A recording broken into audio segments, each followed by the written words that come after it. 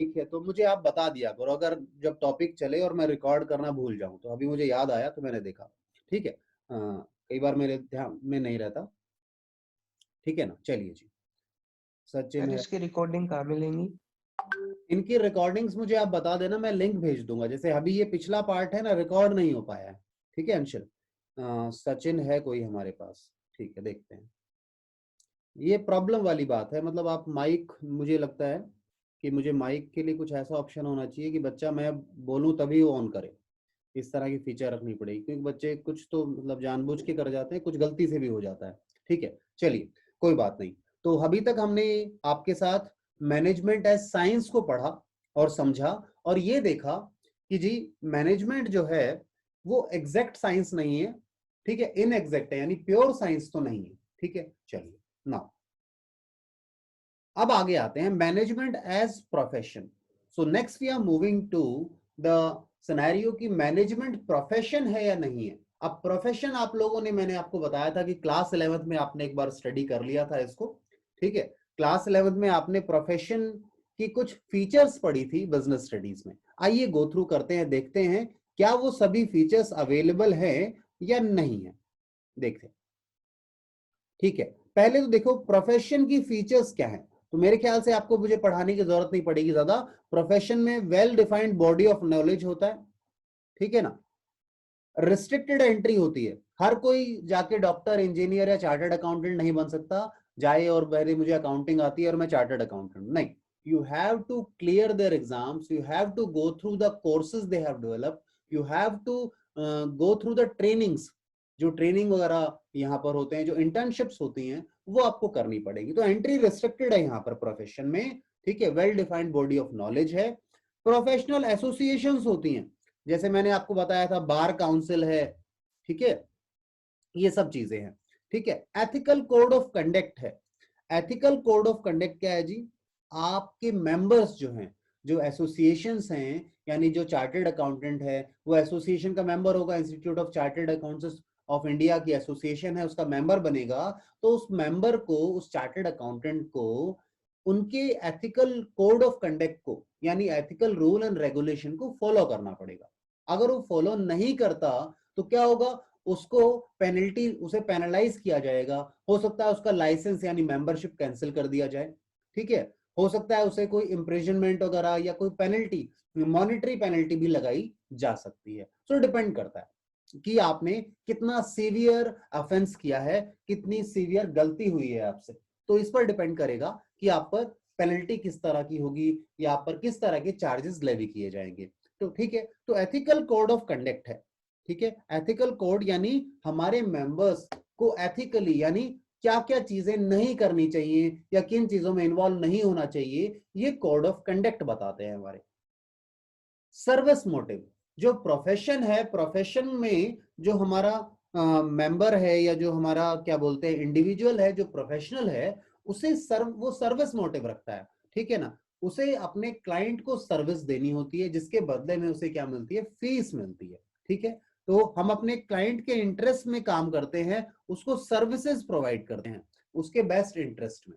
ठीक है, providing we are not violating the law, please understand. कहीं आप लोग ये समझ लें कि हमने ये कह दिया कि क्लाइंट के बेस्ट इंटरेस्ट में काम करना है, तो हम क्या करेंगे? हम तो लॉ को भी ध्यान नहीं देंगे, चाहे गलत क्यों ना हो, हम अपने क्लाइंट का साथ देंगे। क्लाइंट का साथ देना है सही में, उसको सही मतलब सही चीज तक पहुंचाने में, या उसको जस्टिस दिलाने में। जैसे लॉयर की बात करूं, तो लॉयर क्या करेगा? अगर क्लाइंट के साथ बात करें, तो जब अगर मैं एक लॉयर ने किसी का केस टेकअप किया है, तो उसकी रिस्पॉन्सिबिलिटी बनती है कि वो उसको जस्टिस दिलाए, ना कि ये हो कि दूसरी पार्टी के साथ मिलकर और कुछ पैसे लेकर कह दे कि नहीं ठीक है, मैं ज्यादा फोकस नहीं करूंगा, ज्यादा ध्यान नहीं दूंगा और ये केस आप जीत जाइएगा। ठीक है, उस तरह की चीजें नहीं होनी चाहिए। जैसे प्रोफेशनल्स की बात करें, लॉयर वाला आपको समझ में आता है, आपने मूवीज वगैरह में भी देखा होगा, इसलिए मैंने एग्जाम्पल ले लिया हूं। ठीक है, इसके आगे आए, अब कंक्लूजन पढ़ें। आप लोग एक बार कंक्लूजन रीड कीजिए।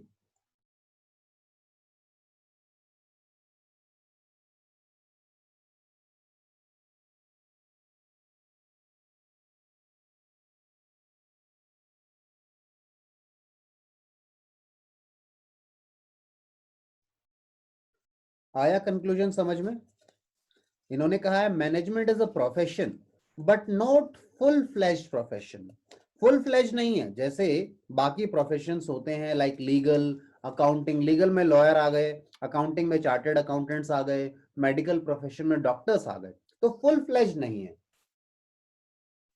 फुल फ्लेज नहीं है तो क्या दिक्कत आएगी जी? देखें, रीड करते हैं इसको ध्यान से अच्छे से। अगर फुल फ्लेज प्रोफेशन नहीं है, नॉट फुल फ्लेज्ड प्रोफेशन, ठीक है? क्यों नहीं है? Because it does not meet the criteria या exact criteria of a true profession, ठीक है? अब ये जो ट्रू प्रोफेशन का क्राइटेरिया मेट नहीं करता है, उसे कंप्लाई नहीं करता है, तो क्या क्या चीजें हैं, किन ये पॉइंट्स जो आपको क्लियर कर रहे हैं, तो आइए गो through the points, let's go through them one by one. First, well defined body of knowledge. Well defined body of knowledge, actual में आप ये समझिएगा, मैं आपको एग्जांपल, क्लियर एग्जांपल देता हूं क्यों इन्होंने इसे एग्जैक्टली नहीं बोला प्रोफेशन, दो in after a period of time in the coming few years हो सकता है मैनेजमेंट भी अपने आप को लाइक अदर प्रोफेशन बना ले। इसका रीजन क्या है? इसके पीछे रीजन समझिएगा, आपको सारी बात क्लियर होगी। इसके पीछे रीजन ये है कि जो आज के समय आपकी किसी कंपनी में या किसी ऑर्गेनाइजेशन में जो लोग मैनेजमेंट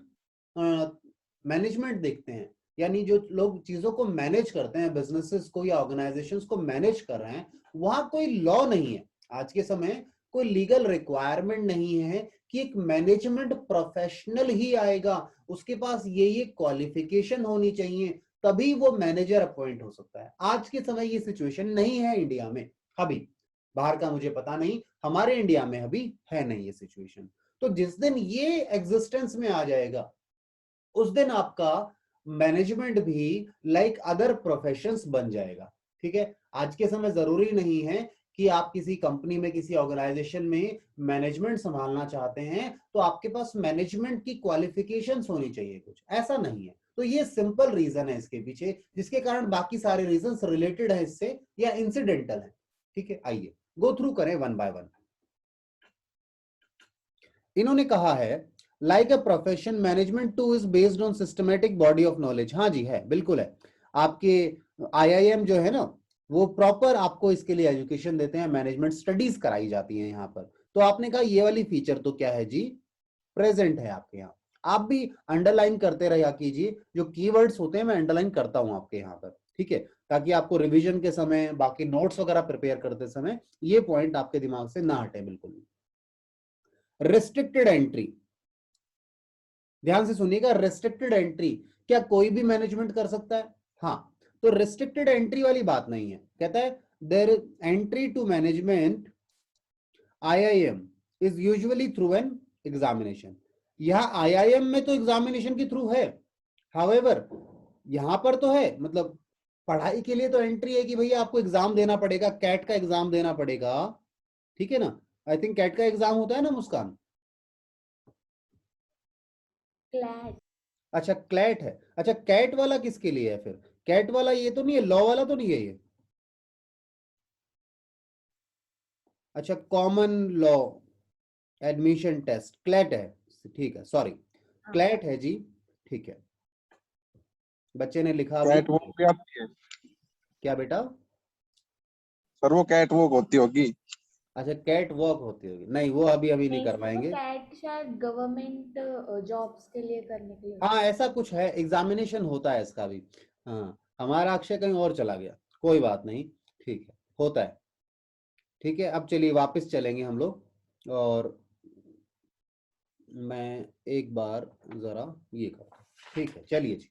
अब आगे आइए, तो क्लैट का एग्जाम होता है आपका, एंट्रेंस टेस्ट है ये। आपको आईआईएम में अगर एडमिशन लेना है, आपको वहां स्टडीज करनी है, तो क्लैट का एग्जाम देना होगा, ठीक है? तो वहां पर एंट्री में रिस्ट्रिक्शन है केवल, बट कहां पर है? केवल एजुकेशन में। इंडस्ट्री में एंट्री में रिस्ट्रिक्शन नहीं है आज के समय। अगर इंडस्ट्री में आप जाना चाहते हैं और आपने आईआईएम यानी एंट्रेंस वगैरह नहीं भी दिया है, आईआईएम से स्टडी नहीं भी किया है, तो भी आप कर सकते हैं। आज के समय देखो एमबीए, बीबीए, पता नहीं कितने सारे कॉलेज करा रहे हैं, बट क्या उनकी क्रेडिट वर्दिनेस है?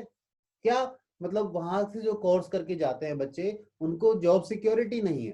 ठीक है, आईआईएम की बात अलग है, आईआईएम का उनका अपना स्ट्रक्चर है, उनका पढ़ाने के तरीके हैं, ठीक है, तो वो बेस्ट है। ठीक है, तो आपको भी अगर एमबीए के हर लिए अच्छे कॉलेज में होता है। है जी, हर अच्छे कॉलेज में होता है। अच्छे कॉलेज में होता है बेटा, बट जैसे अच्छे कॉलेज में आप लेते किसको है? देखो, अच्छा कॉलेज कैसे तय होगा? सिस्टम होगा ना उनका कुछ ना कुछ। ठीक है, आईआईएम रेप्यूटेड है, उनका अच्छा सिस्टम है। सिम्बोसिस है, सिम्बोसिस पुणे है, उनका भी आई थिंक मैंने सुना है नाम, they are also good in it. But अच्छे कॉलेज में मतलब ना, कॉलेज बहुत सारे हैं। मेरा कहने का मतलब ये था कि आज हर कॉलेज इन जनरल ये एमबीए करा रहा है, बीबीए करा रहा है, हर यूनिवर्सिटी करा रही है। ठीक है, तो बट सभी तो अच्छे नहीं है ना, वो मैं कह रहा था आपको। ठीक है, चलिए आइए वापस आए। However there is no restriction, अब कोई रिस्ट्रिक्शन नहीं है, किस चीज पर रिस्ट्रिक्शन नहीं है? ऑन एनीवन बीइंग डेजिग्नेटेड और अपॉइंटेड एज मैनेजर। यानी जब आपका अपॉइंटमेंट होता है, जब आप जॉब के लिए जाते हैं, जब आप कैरियर में अपॉइंट होते हैं जॉब में या किसी प्रोफेशन में जा रहे हैं, तो वहां जब आप अपॉइंट हो रहे हैं, तो वहां कोई ऐसा कोई इस तरह का कोई एग्जामिनेशन नहीं है, या इस तरह का वो देखते नहीं है कि भैया आपने कहाँ से मैनेजमेंट स्टडीज की हैं, इस तरह की कोई चीजें देखने का सिस्टम नहीं है, क्योंकि लॉ ने नहीं बोल रखा आज के समय। और जिस दिन लॉ बोल देगा कि नहीं आपको यहां से करना होगा या एमबीए होना चाहिए, चलो ऐसा भी मान लेते हैं, जिस दिन ऐसा आएगा सिस्टम, तो उस दिन ये बोल देंगे भैया एमबीए व्यक्ति होगा, ठीक है, वही एज अ मैनेजर अपॉइंट होगा, तो भी एक सिस्टम आ जाएगा, एक कोड ऑफ कंडक्ट आ जाएगा, फिर एमबीए की स्टडीज होंगी, प्रॉपर कोर्स डिजाइन होंगे, ठीक है, पढ़ाने की अप्रोच भी अलग होंगे। ठीक है, तो आई बिलीव आपको ये बात समझ में आई होगी कि क्यों इसे हम नहीं बोल रहे कि भैया ये एग्जैक्टली प्रोफेशन है। आज के समय कंप्लीटली प्रोफेशन नहीं है, ये इनएग्जैक्ट है, पूरी तरीके से नहीं है। ठीक है, like professions such as medicine और law which require practicing doctor और lawyers to possess valid degrees. आज के समय आप बात करें, एक मैनेजर को जरूरी नहीं है कि उसके पास एमबीए की डिग्री हो ही हो तो बहुत अच्छा है, नहीं है तो काम चल जाता है, तो वो काम चल जाता है, जिसके कारण ही इसे हम प्रोफेशन अभी नहीं बोलते कंप्लीटली। ठीक है,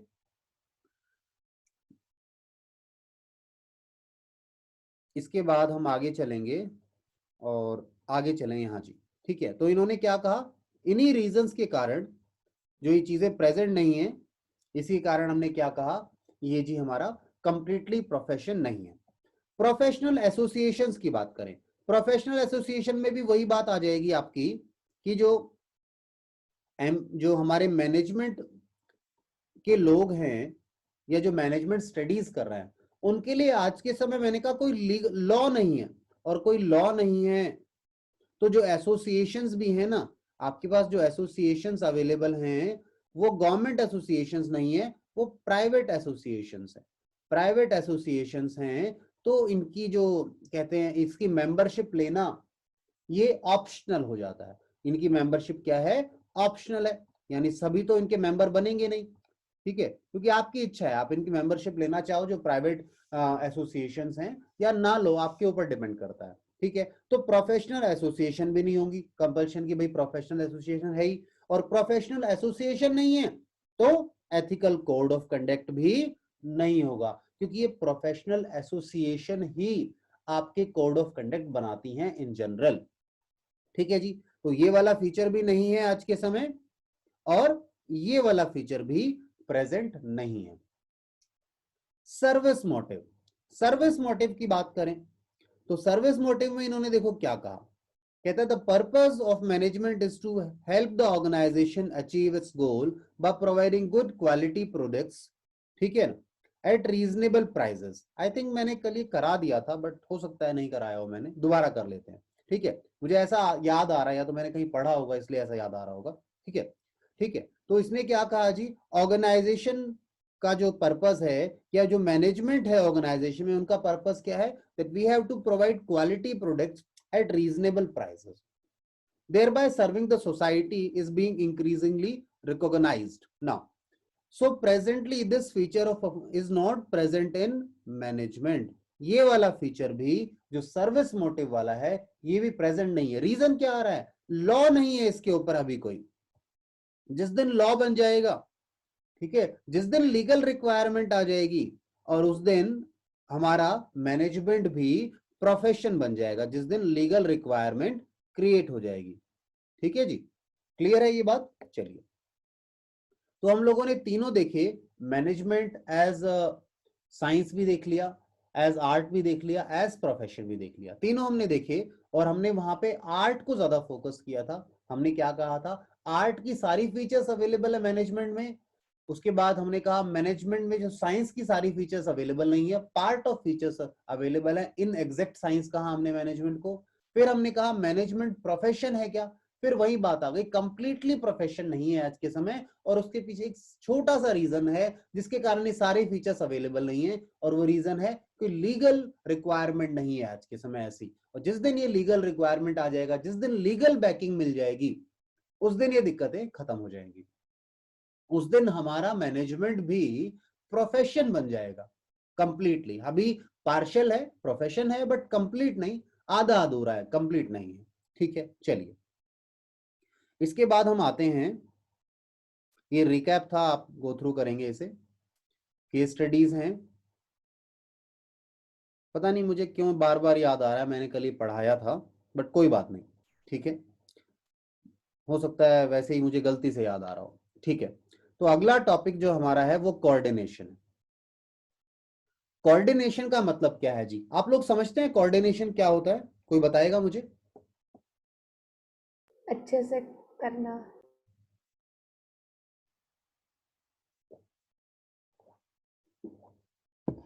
बिल्कुल ठीक है मुस्कान, चीजों को अच्छे से करना। और कोऑर्डिनेशन में एक बहुत इंपॉर्टेंट चीज है, कोऑर्डिनेशन के लिए ना,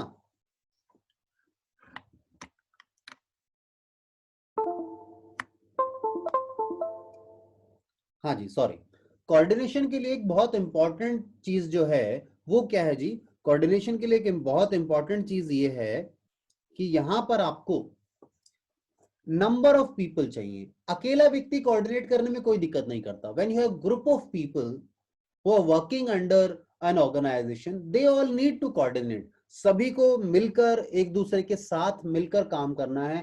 कोऑर्डिनेशन अब केवल ह्यूमन बींग्स का नहीं होगा, कोऑर्डिनेशन रिसोर्सेज का भी होगा। जो फिजिकल रिसोर्सेज हैं, जो फाइनेंशियल रिसोर्सेज है, उन्हें भी आपको मैनेज करना है। ठीक है, तो कोऑर्डिनेशन उनके बीच में भी चाहिए। ठीक है, एक व्यक्ति का दूसरे व्यक्ति के साथ कोऑर्डिनेशन होना चाहिए। जिसे कहते हैं ना, सर इसके साथ मेरी बनती नहीं है, तो आप में कोऑर्डिनेशन नहीं है, आप लोग साथ काम नहीं कर पा रहे, तो कोऑर्डिनेशन की बात आती है। कोऑर्डिनेशन मींस यू, अब जैसे हम क्रिकेट की बात करें, बैडमिंटन वगैरह की बात करें, और भी कुछ स्पोर्ट्स हैं जहां कोऑर्डिनेशन चाहिए। एक दोनों साइड पर खड़े हैं, बैटिंग साइड है और दूसरी तरफ व्यक्ति खड़ा है, उन दोनों के बीच में कोऑर्डिनेशन होना बहुत जरूरी है। कब भागना है रन लेने के लिए, ठीक है, तो वो बहुत इंपॉर्टेंट चीज है, कोऑर्डिनेशन होना चाहिए। ठीक है, तो वो चीजें हम कोऑर्डिनेशन, उस चीज को रिलेट करना है। ठीक है, आइए तो कोऑर्डिनेशन देखें क्या है।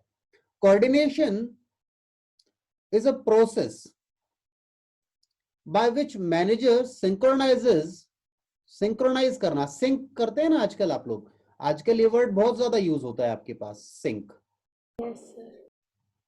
सिंक टेक्नोलॉजी से रिलेट कर गया है, इसलिए हमें वर्ड दिखता रहता है, टेक्नोलॉजी से रिलेट कर गया है।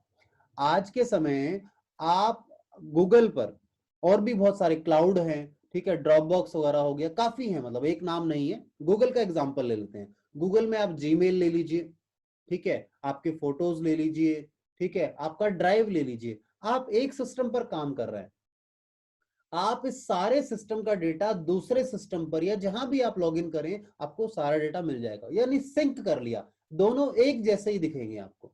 ठीक है, सिंक्रोनाइज कर लिया उन्होंने उसको। Synchronise the activities of different department, सभी एक दिशा में काम कर पाए, ठीक है, एक कॉमन गोल को अचीव करने के लिए काम कर पाए, इसके लिए वो क्या करता है, सिंक्रोनाइज करता है उनको, डिफरेंट डिपार्टमेंट्स को, डिफरेंट इंडिविजुअल्स को। ठीक है, जिसे हम क्या कहते हैं, कोऑर्डिनेशन। तो क्या हुआ coordination, it is a process wherein we synchronise, और वेयरइन वी का मतलब क्या, manager synchronise the activities of different people, different departments, ठीक, जिसे हमने क्या कहा, कोऑर्डिनेशन। और कोऑर्डिनेशन का पर्पस क्या है, to achieve the goals of organisation, जो हमारे टारगेट्स हैं, जो हमारे गोल हैं, उन्हें अचीव करने के लिए हमें कोऑर्डिनेशन बहुत जरूरी चाहिए। आप एक डायरेक्शन में चल रहे हैं, मैं दूसरे डायरेक्शन में जा रहा हूं, कोऑर्डिनेशन है नहीं, तो क्या कॉमन गोल अचीव हो पाएगा? नहीं होगा। गलती से हो भी जाए और होगा भी तो टाइम बहुत लग जाएगा।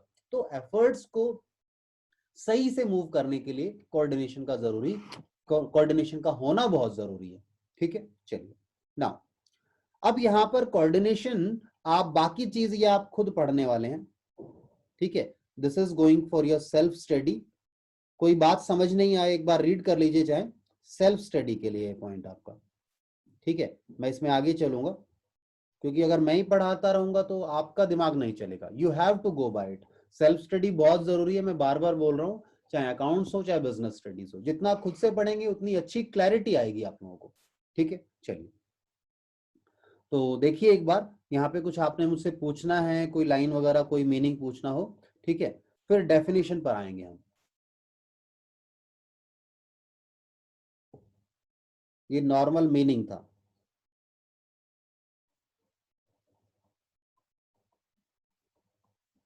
लोगों ने डिफाइन भी किया है कोऑर्डिनेशन को।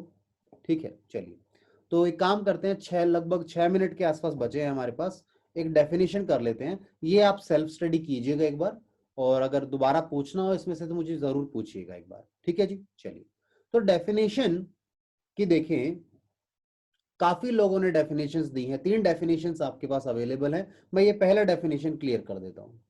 ठीक है, कोई मुझसे पूछ रहा है हार्मोनाइज, हार्मनी वर्ड सुना है आपने? आपने जब छोटे थे आपने एक वर्ड सुना था हार्मनी। यस। ठीक है, वही हार्मोनाइज, वही वर्ड है, हार्मोनाइज करना, हार्मनी में रहना यानी हार्मोनाइज करना। ठीक है विशाल, ठीक है, तो आप देखेंगे इसका मीनिंग आप। चलिए कोऑर्डिनेशन की डेफिनेशन देखें हम लोग। तो इन्होंने कहा है coordination is a orderly, synchronisation तो होना है बट ऑर्डरली, यानी कौन सा काम पहले कौन सा काम बाद में, किसे काम पहले करना है किसे काम बाद में करना है, एक ऑर्डरली सिंक्रोनाइजेशन होगा। किसका? एफर्ट्स का। Of subordinate means employees, the people working under the organisation, उनके एफर्ट्स का सिंक्रोनाइजेशन होना है। ठीक है, और वो भी ऑर्डरली सिंक्रोनाइजेशन होना चाहिए। तो डेफिनेशन आपको पता है इलेबोरेटेड होती है, डिटेल्ड होती है, तो इन्होंने क्या कहा, इन दोनों चीजों पे फोकस किया। टू प्रोवाइड, क्यों?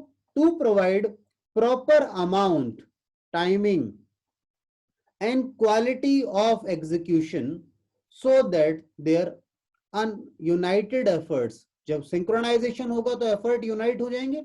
अगर सिंक्रोनाइजेशन होगा, मिलकर काम करेंगे तो एफर्ट्स यूनाइटेड हो गए ना जी।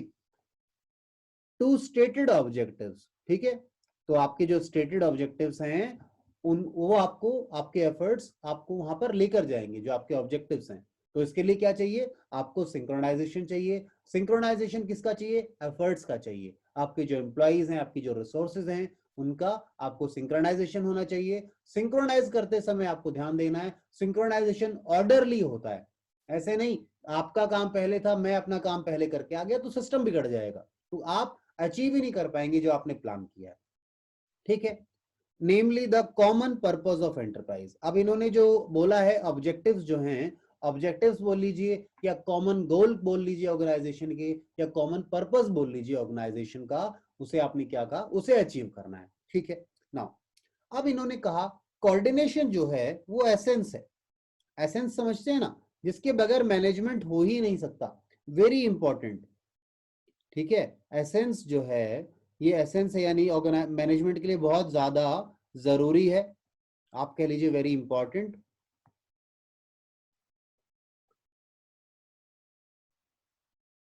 ठीक है, इसके बगैर काम नहीं चल सकता। ठीक है, देखिए अब कोऑर्डिनेशन हर लेवल पर चाहिए आपको। क्यों चाहिए? देखिए the process of coordination of activities begins at planning stage. Coordination planning stage पे स्टार्ट हो जाता है। आपको मैंने बताया था ये आपके फंक्शंस हैं, ये प्लानिंग, डायरेक्टिंग, ऑर्गेनाइजिंग, स्टाफिंग और कंट्रोलिंग, ये सब क्या आपके फंक्शंस हैं। तो मैनेजमेंट को अपने किसी भी फंक्शन को फुलफिल करने के लिए, किसी भी फंक्शन को परफॉर्म करने के लिए कोऑर्डिनेशन चाहिए। प्लानिंग के लिए भी कोऑर्डिनेशन चाहिए, चीजें ऑर्गेनाइज करनी है वहां भी कोऑर्डिनेशन होना चाहिए। चीज स्टाफिंग करनी है, स्टाफिंग लोगों को अपॉइंट करना है, डायरेक्ट करना है, उन्हें मोटिवेट करना है, उन्हें इंस्ट्रक्शंस देनी है, तो वहां पर भी आपको आपको क्या चाहिए जी, कोऑर्डिनेशन चाहिए। यानी आपको अपने एम्प्लॉइज का, अपने स्टाफ के का एफर्ट्स को सिंक्रोनाइज करना है, एक यूनाइट करना है उनके एफर्ट्स को एक कॉमन डायरेक्शन की तरफ। ठीक है, तो ये क्या है जी, कोऑर्डिनेशन है। नाउ अब इन्होंने एक बात लिखी है यहां पर, इन्होंने कहा है coordination is not a separate function, एक अलग फंक्शन नहीं है। It is very essence, but very essence मतलब इन्हीं का पार्ट, हिस्सा है ये। For an organisation to effectively and efficiently achieve its objective, coordination is required. तो अगर आप चाहते हैं, आप अभी हम दो वर्ड का मीनिंग पढ़ चुके हैं पीछे कि इफेक्टिवनेस और एफिशिएंसी के साथ हमें अपने काम को पूरा करना है। तो अगर आप चाहते हैं एक ऑर्गेनाइजेशन अपने रिजल्ट्स को इफेक्टिवली एंड एफिशिएंटली अचीव कर ले, तो उसके लिए क्या जरूरी है, ऑर्गेनाइजेशन में कोऑर्डिनेशन का होना बहुत जरूरी है। कोऑर्डिनेशन का मतलब क्या है, सिंक्रोनाइजेशन ऑफ एफर्ट्स। जो एफर्ट्स हैं एक, सॉरी, हाँ चलिए समय कम बचा है तो इसके आगे हम नेक्स्ट क्लास में स्टार्ट कर लेंगे। ठीक है, अभी के लिए यही रोकते हैं, कोऑर्डिनेशन का अगला पार्ट नेक्स्ट क्लास से स्टार्ट करेंगे। ठीक है जी, थैंक यू।